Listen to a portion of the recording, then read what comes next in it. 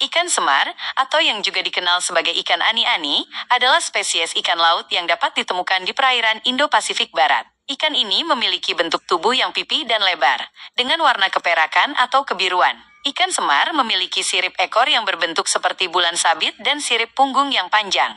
Ikan ini dapat tumbuh hingga ukuran 30 cm. Ikan semar adalah ikan yang hidup di dasar laut dan sering ditemukan di sekitar terumbu karang. Ikan ini memakan hewan-hewan kecil seperti krustasea dan moluska. Ikan semar adalah salah satu jenis ikan yang penting secara komersial dan sering ditangkap untuk dikonsumsi. Ikan ini dapat diolah dengan berbagai cara, seperti dibakar, diasap, atau dijadikan masakan seperti pecak ikan dan masak santan pedas. Ikan semar memiliki kandungan gizi yang baik bagi tubuh, seperti protein, karbohidrat, vitamin, mineral, dan asam lemak omega 3.